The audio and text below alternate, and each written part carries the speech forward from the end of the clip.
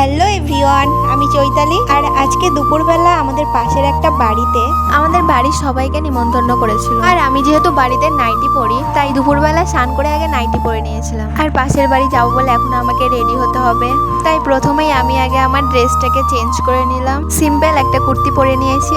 আর এই গরমে এই সিম্পল কুর্তি ছাড়া আমার আর চোখে কিছু পড়লো না।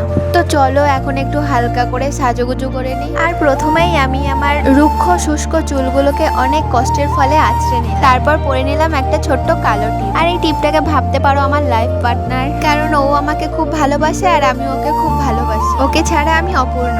আর তারপর লিপ বাম দিয়ে ঠোঁটটাকে একটু হালকা গোলাপি গোলাপি করে নিলাম। আর তারপর আমার যেহেতু আইব্রু কম, তাই একটু রুল কাজল দিয়ে ড্র করে নিই। তারপর ভাবলাম এত গরমে চুল ছেড়ে রাখা যাবে না, আর আমার চুলটা যেহেতু ভিজা, তাই একটা ক্লিপ লাগিয়ে নিলাম চুলে।